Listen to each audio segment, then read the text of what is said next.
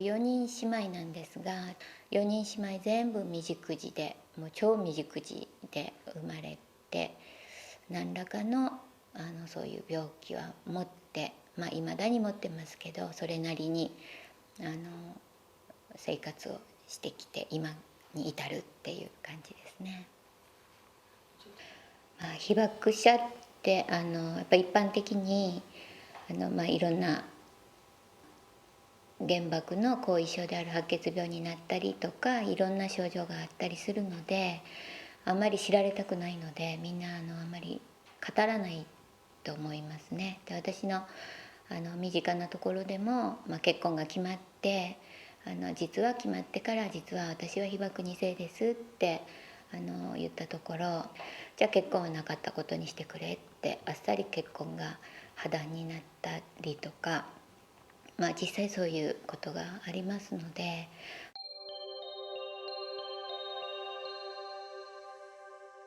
母が被爆を受けたっていうことを初めて知ったのは、私が17歳の高校生の時で、たまたま友人がうちへ泊まりに来てる時に、実は被爆者でっていう話をしてくれまして、その時に初めて母が被爆したんだ、被爆して大変な思いをしたんだっていうのを初めてそこで聞いて、すごい衝撃を受けました。母は、腕にケロイドがずっとあったんですね。でそれも小さい時は「どうしたの?」って言ったらやけどした昔やけどしたってしか言わなかったので、なんかあまりねしつこく聞いたりしたことが悪かったなっていうのがその時後で思いましたね。被爆のあれが本当に心も体も傷だったんだなっていうのがね後で思いました。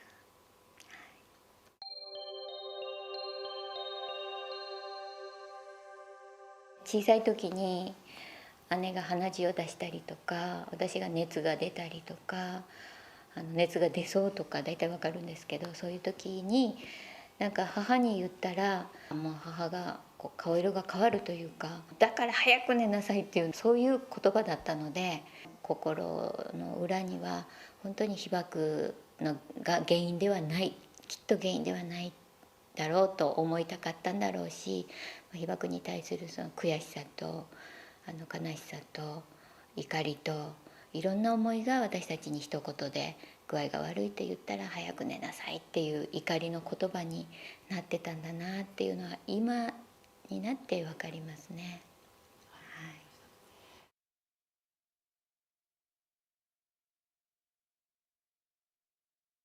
い、小さい時は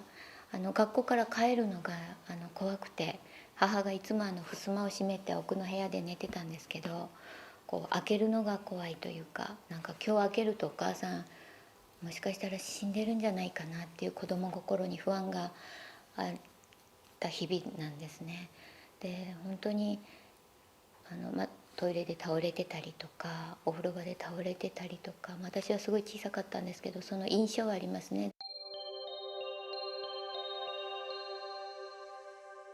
結婚する時も母が心配して体が弱かったので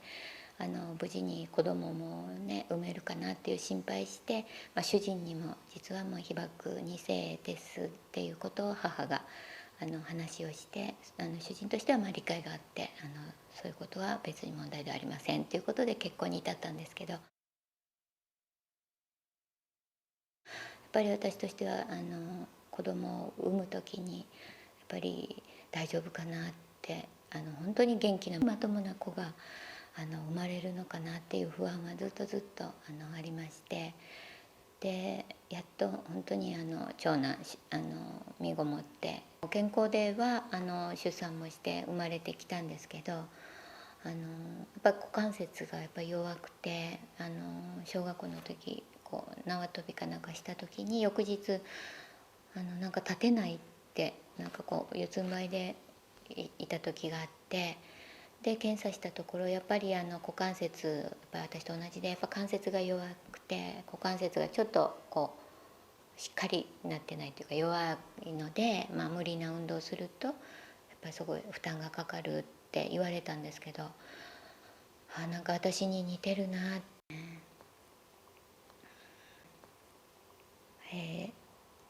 次男がお腹にいる時はもう本当に入退院を繰り返して、もう本当にもう今回はダメかなって思うくらい何度も出血をしたので、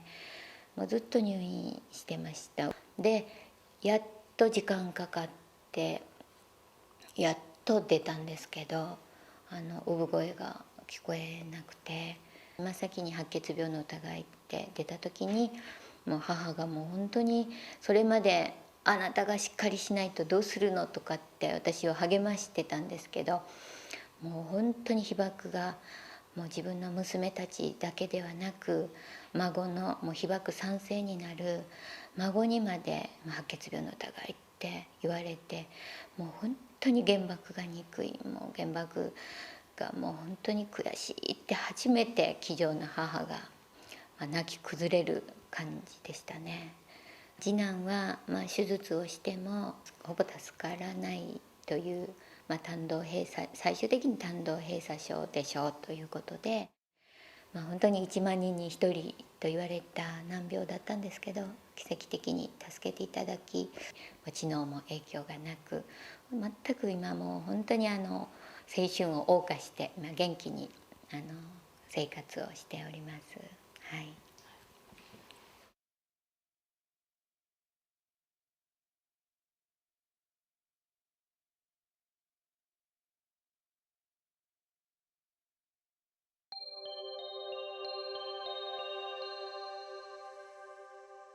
1984年の9月の27日に京都の国際会議場っていうところで世界27カ国の女性が集っての、世界不戦を誓う婦人平和視聴大会っていうのが開催されまして、その時に被爆2世の代表として私が長崎から代表として視聴することになりまして、本当にもう世界不戦をもう私たち女性が本当に訴えていこうっていう思いと、また私と母がもう本当に罪もない母が青春時代に被爆して、それでどういう思いでどういうなんか白い目で見られながら生きてきた同じ人生なのに被爆によってそういう人生を歩むことになったという、それをもう本当に世界に向けて私は被爆2世として母のためにもまた被爆者のためにも本当声を大にして発表してきましたね。はい。